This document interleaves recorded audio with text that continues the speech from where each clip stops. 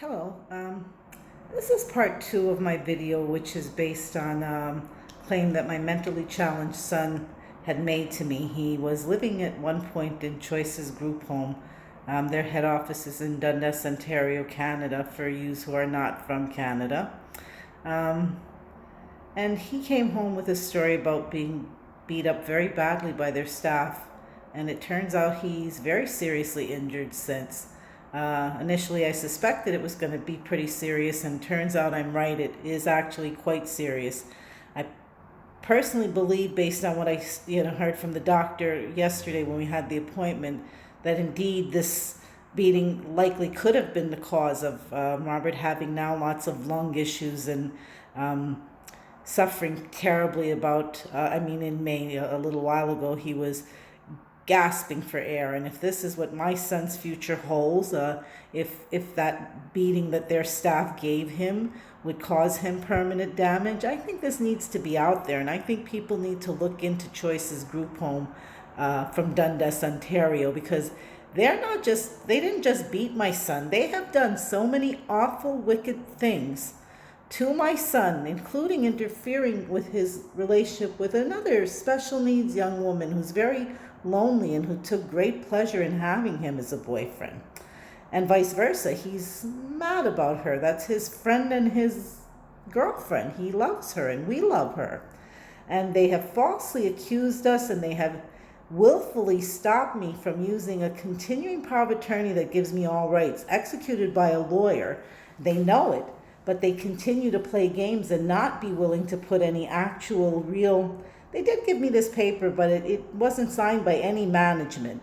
So I think they thought they could convince me that was an official incident report, but management would have to sign it. Somebody has to take credit for the contents of the report, and no one does. They actually put black marker across the name of somebody called the reporter. I don't know who that meant, but the management spot is clearly left undone. I'll probably add that to another video. I just have to dig out too many papers.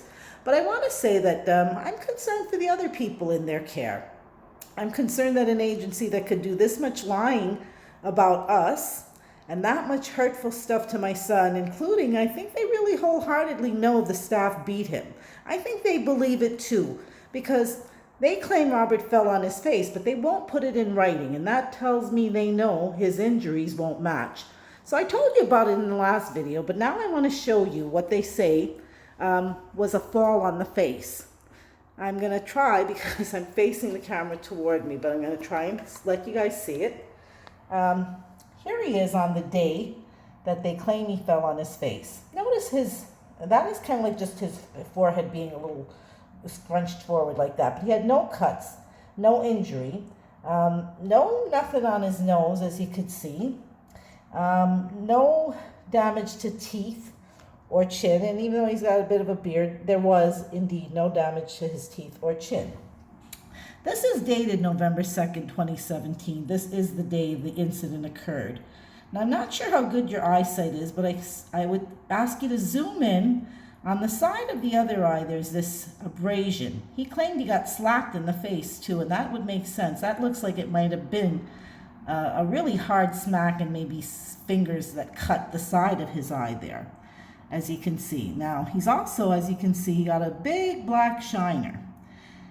So my question is, how do you get a big black shiner and no damage to your nose and a cut to the side of your eye? No damage to your teeth or forehead while you fall straight down on your face. You'd have to fall in different angles to have the eye cut to the side, and I don't even think you can get a black eye from a fall on the face. Furthermore, these pictures aren't dated. Unfortunately, I didn't have the taken with my camera, but here's what we saw a few days after the fact. My husband shot these photos. It was like a few days later that this showed up. If they say he fell on his face, and this is from this time, November 2nd, 2017. Here's my son's collarbone. Now, to get that from falling on your face, is this maybe why Choice's group home won't put a official signature on an incident report, and now they're creating so many lies? And Oh my God, this story, if I really get into it, which I will, part by part, so you guys stay tuned, because this is a really juicy but ugly story.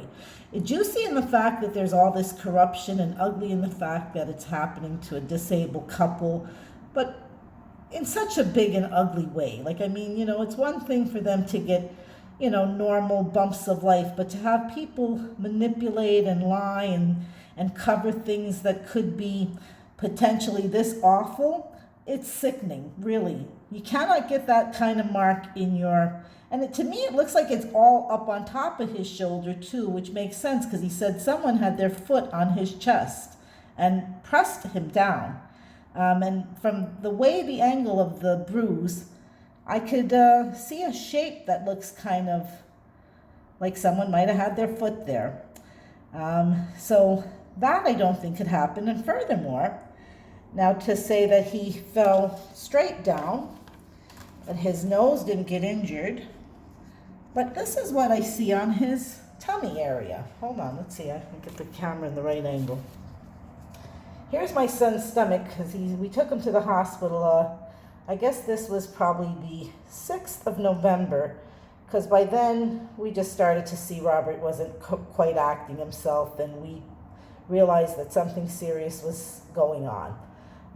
So this is in the 6th of November. He's actually in an emergency room. You can see the armband on his arm.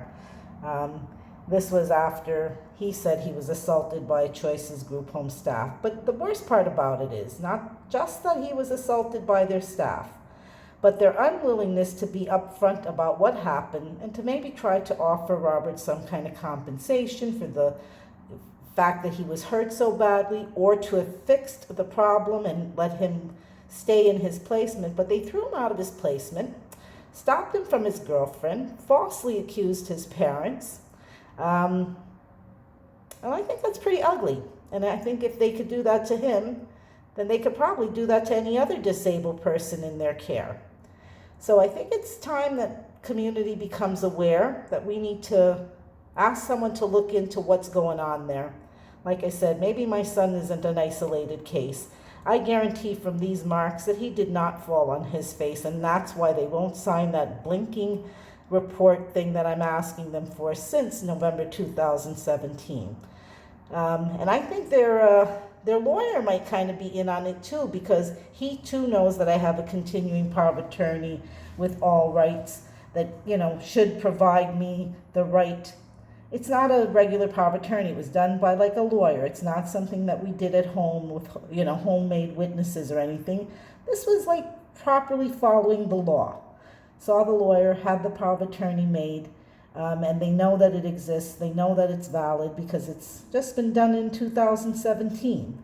It's not old, it's not stale, and it's not revoked, and yet they continue to refuse to put stuff in paper. They have created diversions and false stories to keep me from having those papers, and I want them exposed. And I will reveal more and more and more, because there's a whole lot more to this story. It's coming. You guys are going to be blown away. I am blown away. Please get involved. You can contact me at f1unfairness at gmail.com. You can find my YouTube video, the first one, by punching in Hurt Badly 87 or Choices Group Home. I'm not sure how it works. I've never done a YouTube video with a part 1 and a part 2. I'm just learning about this stuff. But this does not, to me, appear to be a fall on the face. Again, I want to remind everybody to look at the collarbone. And look at the bruising. Oh gosh, I can't hold the phone and show you, but I mean to the top and to the lower part of the collarbone, and even kind of looks like it's up in under his neck. It's disgusting. If anybody who works with the disabled could do that to a disabled person, knowing they're disabled and they're vulnerable, and even though they're maybe 30 or 40 or 50, that they have sometimes kind of childlike lack of understanding. And it's pathetic. It makes me feel like throwing up. And with the more I reveal of this story, you're going to want to throw up too, I guarantee it. So stay posted, because this is a big story. Our community needs to know this cannot never happen to disabled persons while we call ourselves good people. If we all are good people, we need to get involved. The group home is Choices Group Home, head office is located at Kirby Street, I think, in Dundas, Ontario.